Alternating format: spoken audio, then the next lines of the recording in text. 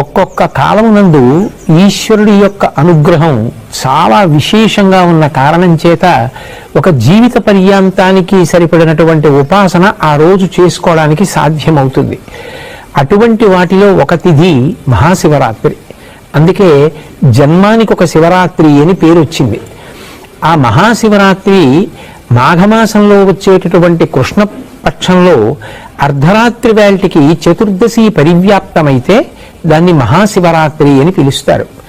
మనకి దక్షిణాయనం ఉత్తరాయణం రెండు ఆయనములు.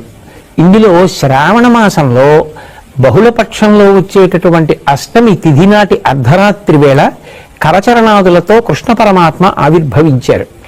ఆయన అర్ధరాత్రి రావడానికి కారణం జగద్గురువై లోకమునకు అజ్ఞానపు చీకట్లు పోగొట్టి దేశకాలములతో సంబంధం లేకుండా అందరూ తరించడానికి వీలైనటువంటి ప్రస్థానత్రయంలో ఒకటైనటువంటి భగవద్గీతని ఇచ్చారు. మళ్ళీ అక్కడ నుంచి 6 నెలలు లెక్క పెడితే మాఘమాసం వస్తుంది.